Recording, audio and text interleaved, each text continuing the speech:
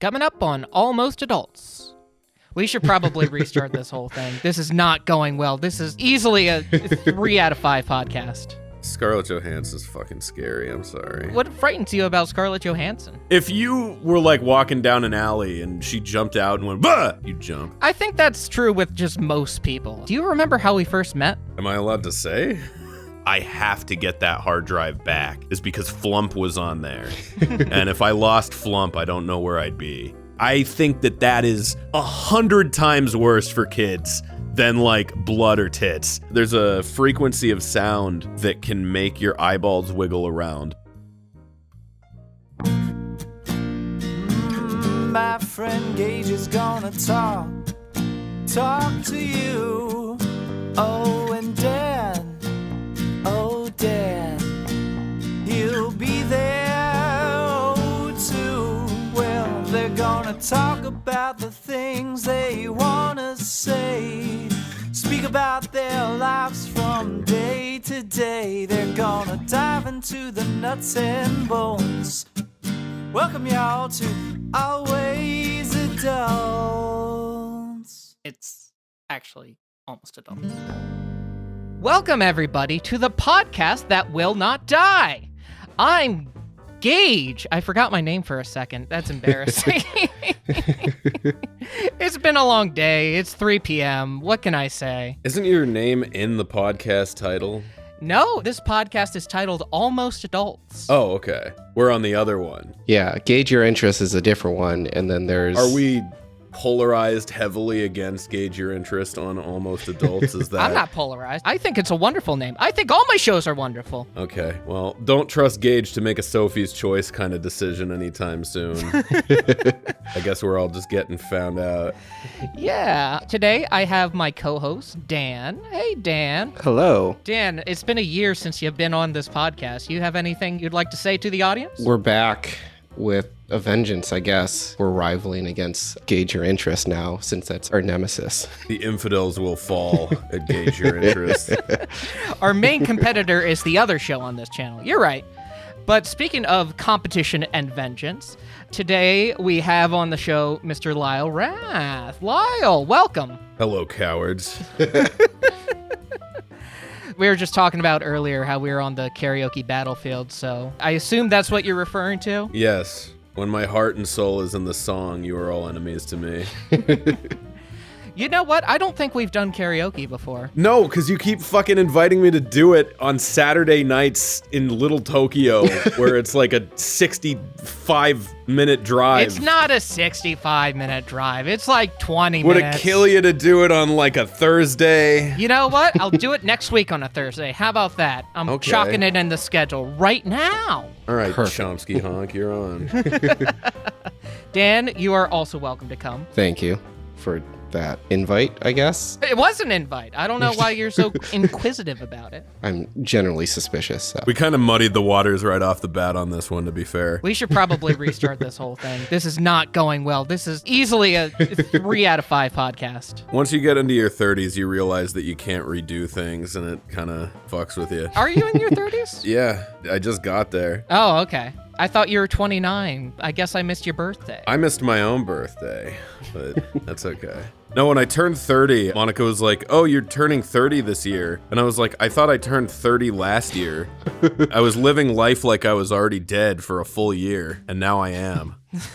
That's very true. On the internet, once you turn 30, you're basically in the grave. That's what I always say. They say that Oprah didn't get started till she was 53 years old, though. That's true. You could be the next Oprah. I could be the next Oprah. I'm frequently saying that. Yeah, that's like your channel's catchphrase, right? The next Oprah, yeah. Oh, also, we should probably introduce you a little better.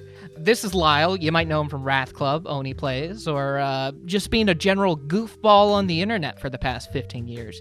He's been sort of around the block. I have. Man, I've been doing YouTube since fucking 2007 or 2008, somewhere in there. Oh, wow. Yeah, the earliest thing I saw on your channel was about 15 years old. Yeah. I did have some questions about some longevity on the internet. Do you have any things that you would have done differently or things that you're glad you did in the long run? Yeah, you know what? That's actually a pretty good question. So when you say longevity, you mean like not falling off and disappearing and just kind of petering out. Yes, sir. Staying relevant, staying hip with the kids. A good choice is if you're not feeling what you're doing anymore, to just stop doing it and start doing something else. It'll probably hit you in the immediate, because I made a totally different type of content when I started YouTube. When I started YouTube, I was a fucking teenager. I didn't really have any resources or talents, so I did what I could, which was machinima. It's basically just a puppet show in a video game, and it was just kind of a stand-in for animation. The idea was always like, I want to have my own animated show one day, you know?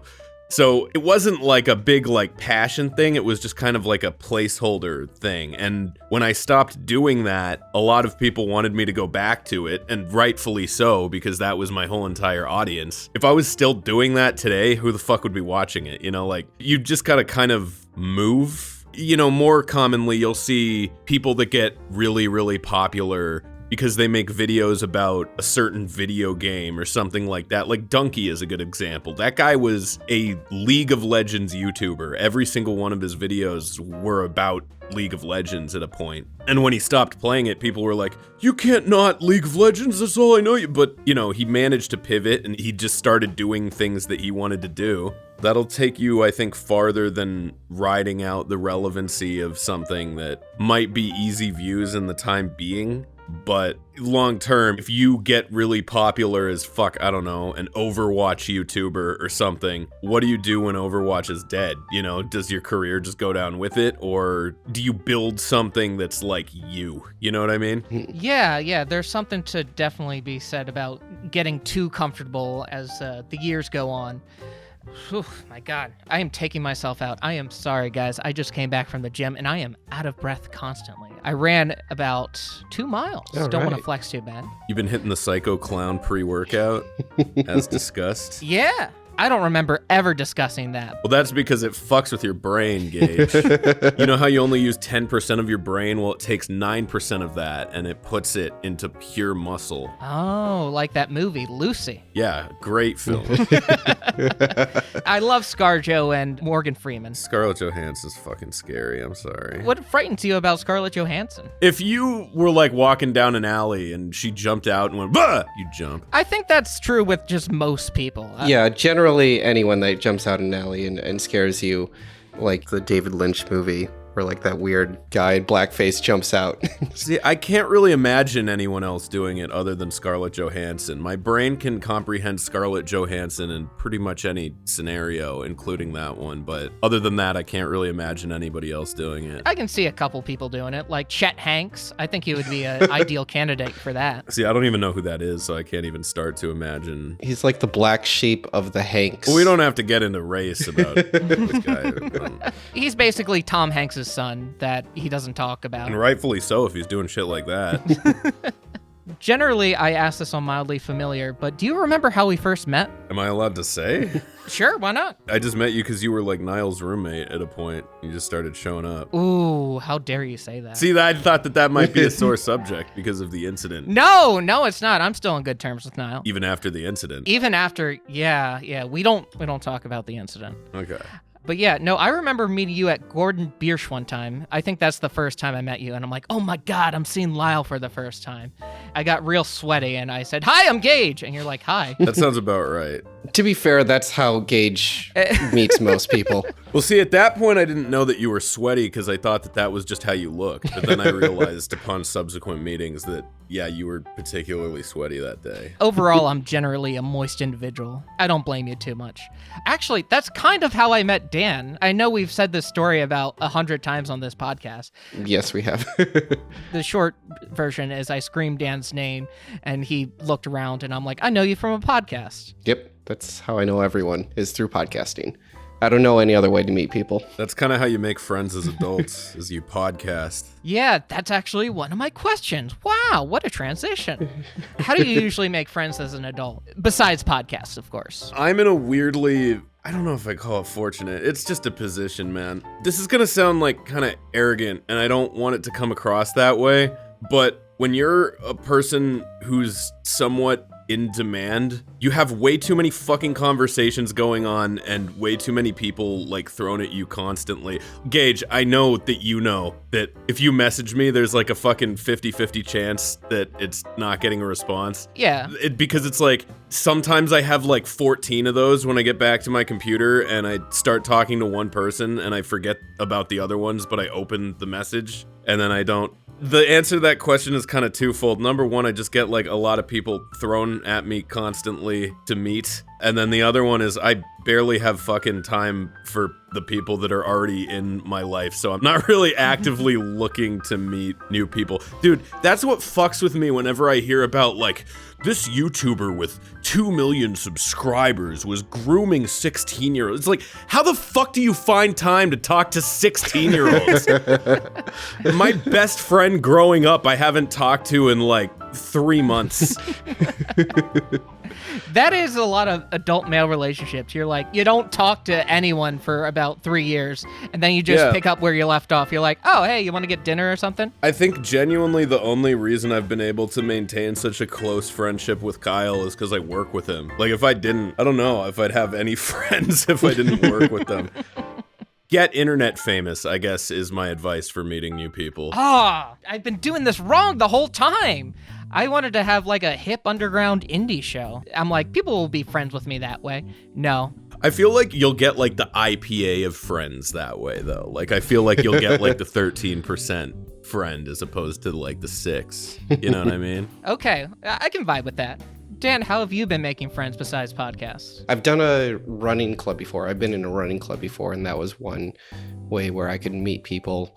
You just kind of find groups that that you'd find similarities with, and eventually if you stick around long enough, you'll start to get to know people. But also, I have realized, and I read it through some meme that I related to, where if you're an introvert, much like I am, you basically just kind of wait around until an extrovert just adopts you, and you're just like, that's my new friend now. That kind of makes sense, yeah. Yeah. Well, I guess my answer is just like kind of a mix of both yours. Is like, I don't know, I just go to events, I just hang out with certain people, and if people want to be friends with me, cool. If not, that's fine. I got other people to talk to. I don't need you anyway. Gage is moving up in the world. If you're not holding on to that crazy rocket to the stars, you're a fool. That's what I say to everybody who crosses my path, honestly. That's a good attitude to have. I appreciate the self-confidence and the confidence in me. Dan, I'm going to let you take a question now. All right. Because you have multiple YouTube channels, and the one that I gravitated to, and maybe just because of what I do regularly with podcasting, is that you have kind of a behind the scenes channel. And I really appreciated you just breaking down your sound design. Kind of want to ask, like, how did that happen? Did someone ask you to like, hey, how do you make these videos? And you're just like, were too many people asking you, and you're just like, I'll just make a video for anyone to watch. You're talking about Sounds Goodish, yeah? Yeah, Sounds Goodish. That's the shit that I'm actually like nerdy about. Mm-hmm. I play a good amount of video games, but I would say for every hour that I spend playing video games, I spend like 10 to 15 like playing guitar or listening to music or fucking watching stupid mixing tutorials and shit on YouTube. One of the things about those videos that I've found is a lot of them are really fucking boring. There's a lot of good ones too. I was like, I'm really genuinely passionate about that, but I don't think that 99% of people that are subscribed to Rath Club or something really care about that aspect of it or anything. So I was just like, I'll make a different channel for that. Unfortunately, that one's like a hobby channel because it makes like fucking next to no money. So it gets neglected pretty hard. But that's how you can tell if I have free time, is I make a Sounds Goodish video. Mm-hmm. So you might notice there hasn't been one for like the last year. I want to get back to it, but it's just kind of tough to find time for it. Yeah, that was a channel that I really, truly appreciated because it really showed how much you are dedicated to making your videos sound really good. There's a podcast called Sound Exploder where musicians, they take apart their music and then you can like hear isolated tracks. And that was something that I appreciated while watching Sounds Goodish, is like you can hear just like the subtleties between the two. It was like Wait Man. I remember you were talking about like the ambient noise between like the AC and like versus the outside noise. Just that subtle difference that you, I guess, instinctually knew that you needed a difference between the two, and yet most of the people that are watching that video, like, they either would never notice or wouldn't care. Yeah, sound design is actually really difficult to find any sort of tutorials for online because it's not something that people like nobody's like, I want to be, I mean, I guess maybe some people are, but usually if someone like wants to make cartoons, like I want to be an animator, or if somebody is interested in any kind of mixing, it's usually in a musical context. It's usually not for that. Yeah. So I feel like that is like a niche that it fills that isn't really touched on by a lot of the internet. You seem to seek out more sound effects, but are you at some points where you're just like at the end of your rope, you can't find what you're looking for and then make your own? How often are you making your own sound effects for your videos? Like Foley work? More than Foley work, what I'll do is I'll like take a sound effect and I'll fuck with it either in EQ or with reverb or pitch shifting or combining two different ones. Like there's a sound effect in one of the pregame discharge intros. It's the one where he fucks up cooking the steak and then goes back in time, kills himself, reforms the universe, and then the steak is perfectly cooked. There's like a sound effect for when the universe is reforming that's like, I knew what I wanted, but I couldn't find it. And it's like this like kind of sound effect. And what that sound effect is it's a washing machine slowing down at the end of its cycle. And then I put reverb on that, and then I reversed it with the reverb on it, so the reverb comes in before the effect. So it's like a kind of sound effect.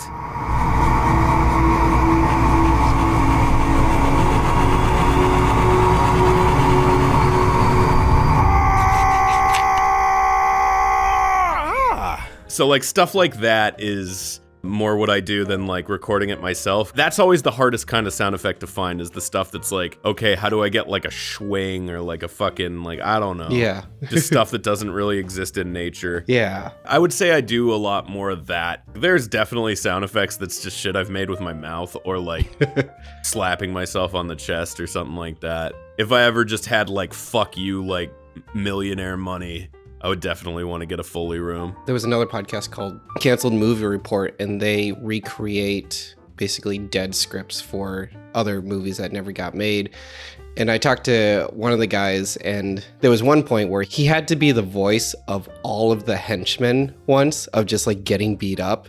So it was just multiple takes of him just going, huh, huh, and it's just him repeated over and over and over again, just the same voice, just in different like volumes. I imagine that your videos are just layers and layers of like multiple effects. Yeah, and I don't label any of them either. So it's... Most of us don't. I just... Because I will do that for my podcast, where I'll do summaries of scripts, and I like to put in some sound effects in there, but it's not as intense just because it's not like a full narrative. Can you put one right here? I've had to layer so many things, and I've had to, I don't know, trying to find ambient noise. I've always tried to look for them online, and for some reason, every one of them is just like 10 hours of a cafe. And I was like, I don't need 10 hours of whatever this is. I just need a few seconds. There's a great place called freesound.org that I have a account for that has like great little ambient noises, and a variety of people upload to it. If you need like birds outside or whatever, let me know, because that's a good place. I use Freesound a lot. There was one called Sound Snap. It has really good sound effects, and it used to be if you subscribe to it, you could download as many as you want. But they changed that. So I have a bunch that I downloaded from a long time ago. I just have sitting on a hard drive. I've kind of had like this sound effects folder that I've just been kind of adding stuff to for like probably 10 years. I have a bunch of stuff that I can kind of reach for, and there's definitely a few where it's like, this sound effect is worth its weight in gold. I have one that's just, it's called Flump, and it is like the perfect like guy falling on the floor sound.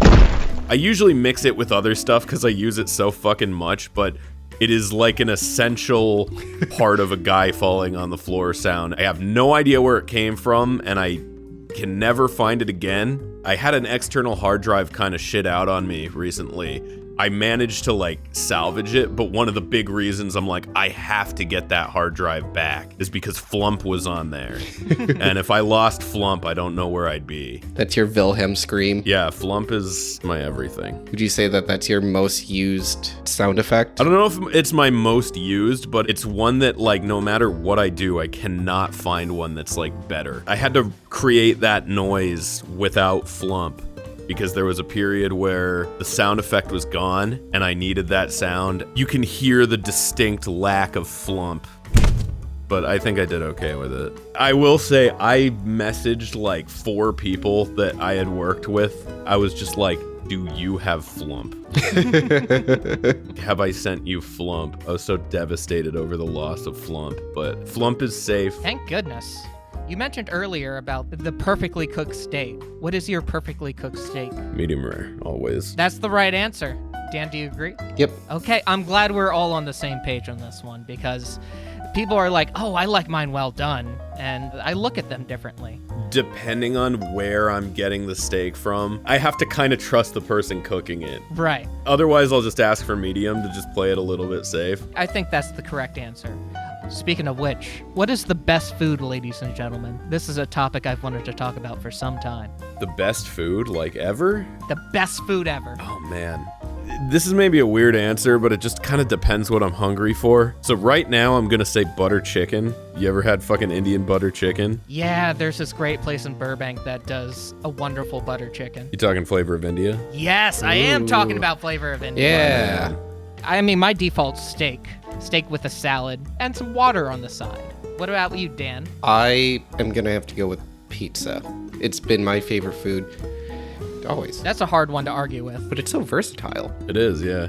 I wonder if you could say the same thing about, like, sandwich. If you just say, like, oh, my favorite food's sandwich. I feel like you got to get more specific with sandwich, because that can mean so many different things. Yeah, I was just thinking maybe the broad. That's like you're trying to like weasel your way out of a hypothetical scenario sort of answer. Like, you get $1 billion, but you can only eat one kind of food. You say sandwich, and then that covers like a lot of ground, and probably like you could argue like, oh, Pop-Tart's a sandwich, or hot dog's a sandwich. Yeah, that's one of those thought experiment of like, what is the most versatile like dish? Just like, you could have soup, and then somehow cereal's a soup, or salad is the best type, just because anything can really go into a salad as long as it's just in a bowl. Yeah, it's got to be in a bowl with lettuce, but yeah, I think so. Yeah, that's what I was thinking. Well, I guess there's like potato salad and like macaroni And fruit salad. And Oh, fruit yeah, salad. you're right. Yeah. See, it messes with you even more.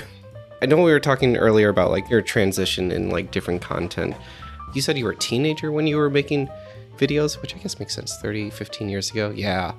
I guess what was it that like made you hit a wall and just said like, I don't want to do this anymore? I think the thing was like Machinima was always like a placeholder. So I did a show for machinima.com called Sanity Not Included. And at the end of all those episodes, there was like a little short, like minute-long animation. Mm-hmm. That was always the part that like I looked forward to either doing or having. I actually animated the first season of it. That's why it looks like shit. Oh, nice.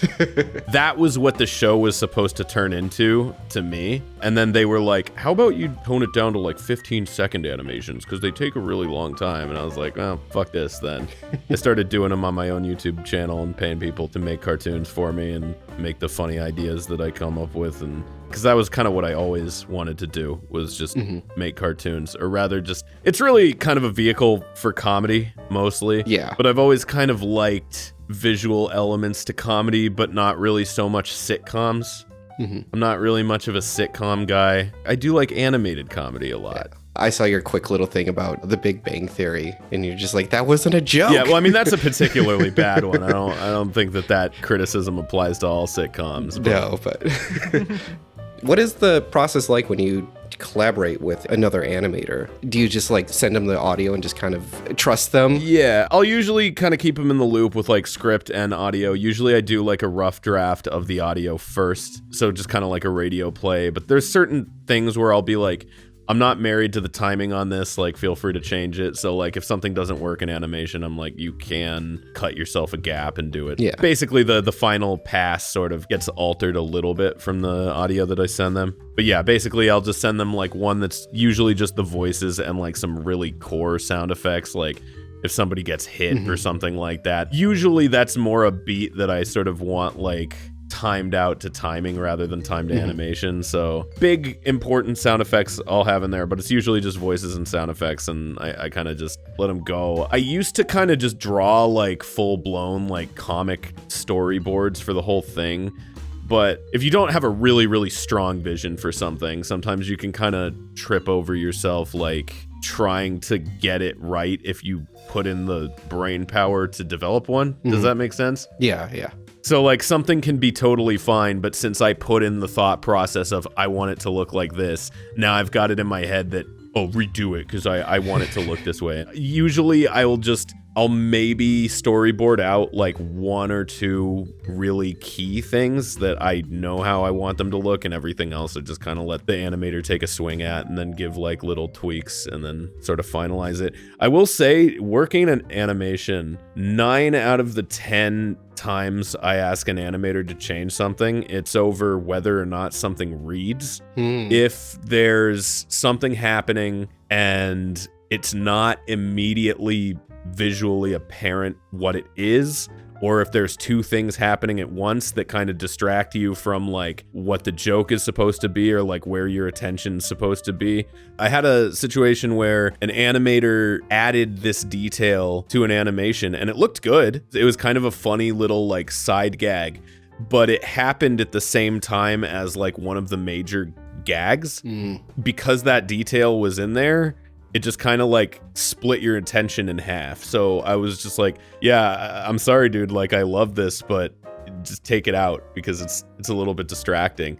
I think that's a big thing, is you got to know like where your audience is going to be looking. So if you have a joke that's like a verbal joke where somebody says something and that's like a punchline, and you have like a guy falling down in the background or something, the attention's not going to, it's going to be drawn to like where you're looking. That's probably the big, I would say 90% of the conversations around like changing stuff or to make like the joke read better, I guess. Is there like an animator that you tend to gravitate to, or just an animator that like gets you or gets your comedy?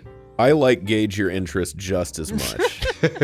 I definitely have people that I've worked with enough to where they absolutely like know what I want. Yeah, shout them out right now. Well, Palea and Topspin the Fuzzy are the two that I've been working with the longest, so we're very much on the same wavelength. They usually know exactly what I want. Aaron, Primate Punk, always been great, always delivers. He's working on a pilot right now. Hayden DA, a little bit of a newer guy, but I've thrown a lot of really tough stuff at him and he's been able to nail it. Coming up, I have one that I did with Sucharu, which went super smooth. I definitely love to work with him more.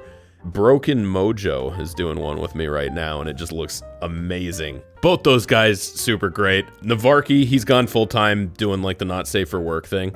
So I strongly disavow. But no, he's great. I've always liked working with Navarki. Oh, and Austin goes by Austin SV. He did a bunch of like the Source filmmaker stuff with me back in the day. You basically just asked me to pick my favorite child here. Just know that it's not Corey. He's evil. He's an evil character. No, Corey's great too. He's working on a game called Nightmare Cops right now. That's great. Dan and I have the same thing. We're so compatible in every way. We just make this like the best podcast ever. You finish each other's stuff. Yeah. I don't know what you're trying to do there. Well, it wouldn't work if I did it. Oh, okay. So, all right, Dan. Yeah. Let's do one of our compatible things. We finish each other's train of interests. There we go, ladies and gentlemen. That is ultimate synchronicity at work.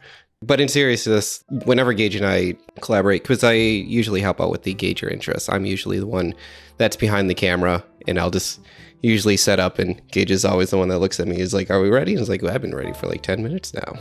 That totally slipped my mind that we don't just work on these podcasts together, but we work on the Gage your interests. It's been more intensely lately just because I've been trying to crank them out. I love working with you, Dan. You're pretty good. Yeah. You know what angle I want to do, And sometimes you work at an angle I don't consider. Yeah, it's always fun. I have the creative freedoms. It all works out. Yeah. Back to it. Lyle, as the host of Pre-Game Discharge, what do you hope will change in the video game industry that is common practice nowadays? Oh, that is so fucking easy. The fucking games as service, season pass, buy it or you miss out, kind of do your daily chores. There is this, it's like a TED Talk. It's not a TED Talk. It's at a game developer convention or something. It's like a GDC talk. It's called like Let's Go Whaling or something. And it has the guy, he's one of the main guys who designs Clash of Clans. It's maybe 2012, 2013 presentation, but dude, it's this guy basically telling you like, oh, this is how we milk money out of players, and this is how we create like psychological like frustration points, and this is how we make them feel good about spending money. And you watch this and you're like, oh my god, this is what all of gaming turned into. Psychologically manipulative phone game. This is now everything. They got rid of loot boxes, kind of, which loot boxes I think were easier to get rid of because they superficially resemble gambling. So the fucking 80-year-old men making laws can look at that and be like, oh, that's like a casino in a kid's game. But I really do think the season pass thing, I think that's like the next level of psychological manipulation. But it doesn't look anything like what is familiar as gambling. An 80-year-old guy is going to look at that and not really understand what's going on. And I think that that's one of the big reasons they've gotten away with it. But dude, I think that that is 100 times worse for kids than like blood or tits. I think if you have that in your game, it should be fucking rated like AO, like full blown, like harder than M. That's maybe an unpopular opinion, but like genuinely, I would way rather have kids fucking seeing guys getting decapitated than like developing like weird habit forming like gambling addiction, or not gambling addictions, but just, I don't know what the fuck it is. It's just like, oh yeah, like the Fortnite is a habit, like brushing my teeth. That's basically what it trains you to do, is to treat Fortnite like brushing your teeth. There's been like a few articles that came out about kids who will rack up like a huge phone bill just because they don't understand that their parents' credit card is attached to the app store. And for them to continue on with a game, they just figure, oh, just purchasing stuff is just part of the game, not realizing that that's actual money. Yeah, I mean, that's bad. I don't even think it's the money aspect that bothers me so much, honestly. It's the fact that it's like, oh, in order to create a repeat customer, we're going to try to fucking pull the right psychological chords to like make this a part of a person's identity. Ugh. It's really fucked up. Yeah, that's like when you hear about scientists like figuring out what beats per minute need to be in a song that play in a grocery store in order for you to shop more or stay longer. It does not feel right. I haven't heard of that. I did hear about the grocery store, like putting all the crappy food up front and all the good food in the back. You've never heard of the grocery store infrasound? No. Where they play a frequency so low that it makes you need to buy cereal. It makes you need it. I'm not a bat. I don't pick up on these frequencies. Your brain does. Your eyeballs do. They wiggle around. No, that's a real thing. Did you know that? I didn't. Wait, is that my brain wiggles? Your eyeballs wiggle. There's a frequency of sound that can make your eyeballs wiggle around. But since your eyeballs will like autocorrect it, it'll start like basically making you hallucinate. What? Because your eyeballs will kind of fill in the information that it can't discern because they're wiggling around. So it'll stabilize the image for you and fill in shit that it thinks it sees. It was discovered because there was like a hospital that they thought was fucking haunted, like to the degree where people were just fucking going crazy in this hospital. So they had to like not use a whole wing of the hospital. And it turned out that like the air conditioning in there was basically producing an infrasound and causing people to see ghosts and shit. Oh, wow. That's how they discovered it in the first place. And now I think they use it in the military to like fuck with people. Yeah. There was something in like the CIA, they were like in, was it Colombia or something, where a bunch of them thought that they were getting hit with like weird microwaves or something from a distance, and they were like all feeling sick. They did some investigation into it and like they didn't find anything, but they still reported that like a bunch of these agents were just getting sick and no one really knew what was happening. Did you hear about the CIA cum bomb? Tell me more. They dropped like a giant bomb that exploded into cum on a Raiders game. The Los Angeles Raiders or the Oakland Raiders? They were the Oakland Raiders at the time. Then the cum bomb hit, and then they became the Los Angeles Raiders. They were like, we can't do this anymore. Oh, yeah. It's like a rebirth of the team. I get it. Yeah, the Los Angeles Raiders, they were a psyop from the start. So were the Rams. They had a cum bomb too, but that one didn't get as much news coverage because the cum wasn't sticky enough. That was like V1. They tried that one, and then they really perfected the cum. The cum on V2. There's Fat Man and Little Boy. Okay. Let's move on. I want to go back to the sound design thing, but I guess kind of get your opinion. Since you're heavily editing this and constantly thinking about it, I'm sure it like ruins watching movies and TV shows, but is there any movies, TV shows, animation that you think is just underrated and no one notices, but the sound design is just absolutely incredible? You know what had really good fucking sound design? When they brought back Samurai Jack. I watched that recently, yeah. The episode where they're all like chasing him, where he's like the ninjas are chasing him. That fucking episode has incredible sound design. To a lesser extent, the whole show. But like, I remember watching that and just being like, holy fuck.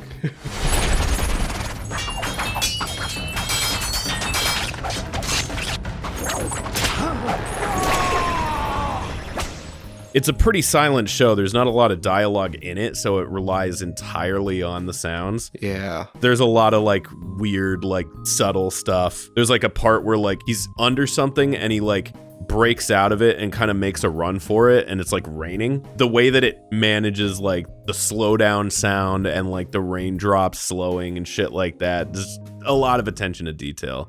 I recently watched that too. Looking back at it, yeah, that new season was incredible. Yeah, that was the first thing that jumped to mind. The sad thing is, because it's the last thing in the process, a lot of animated shows actually have like really, really bad sound design. Like you can tell like if they go up against production timelines, like that's the thing that ends up getting hit. I don't want to like name and shame, but there's definitely a lot of animations where it's like that kind of bums me out. I'll name and shame one. I feel like a lot of Netflix shows, a lot of them kind of have the sound design on the cutting room floor. I remember Castlevania had that kind of problem. I was thinking about that one, but I didn't want to say it. There's a scene where he's like whipping guys, and it's the same whip sound effect every single time he swings the whip because it's like a chain rustling. It's really, really noticeable that it's like the same exact thing.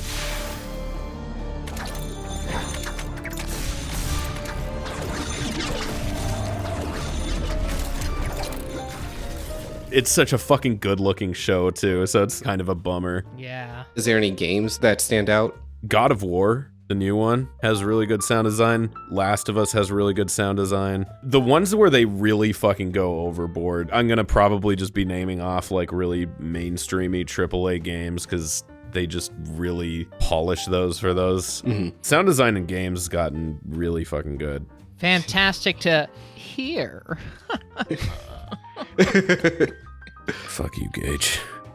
Here's a whole list of Patreon questions. And if you want to ask a question, join the Patreon, the Gage Agnew Patreon. This one is from Parker.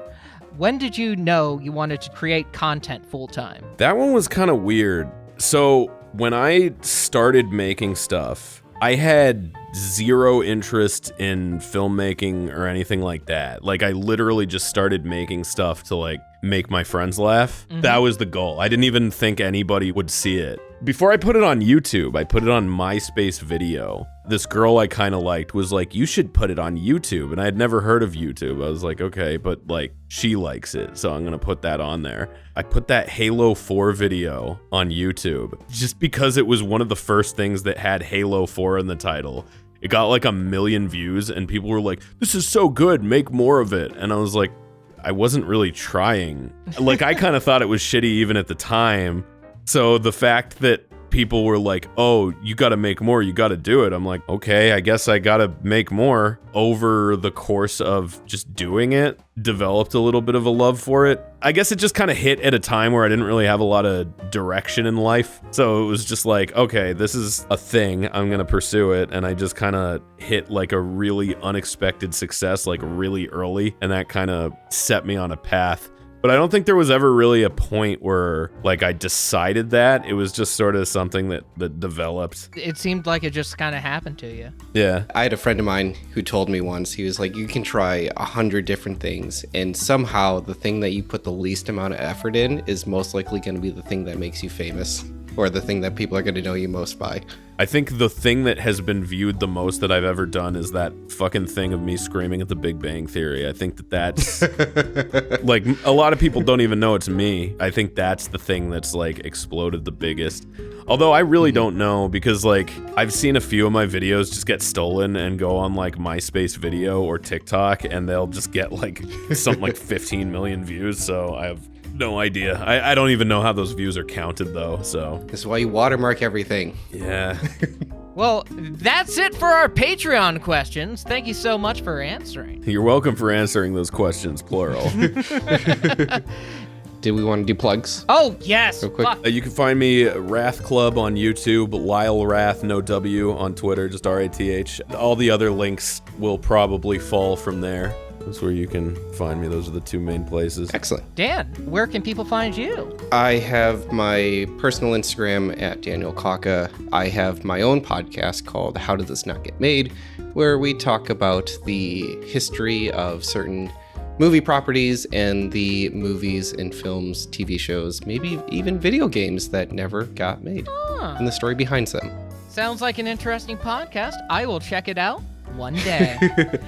You should definitely check out the Metroid episode. Oh, yeah, I was on that episode. There's a great episode called Metroid Dread that they have a fantastic guest on. You can find me at Gage Agnew pretty much on all socials. I do a show called Gauge Your Interest, where I talk about niches in media that I think are pretty cool.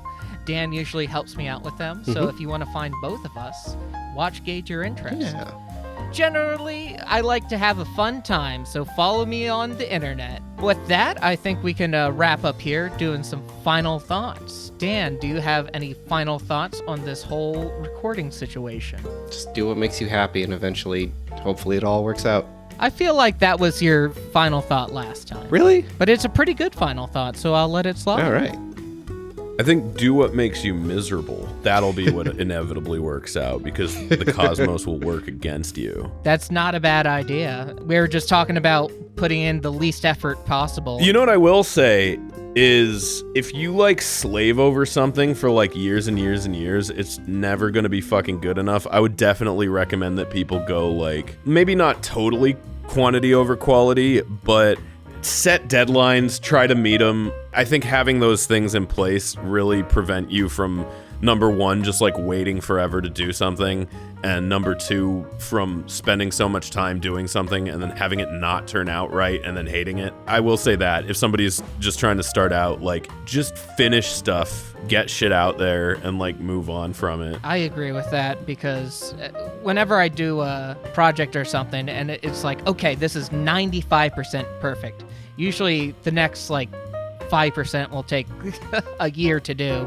At that point, it's just generally not worth it.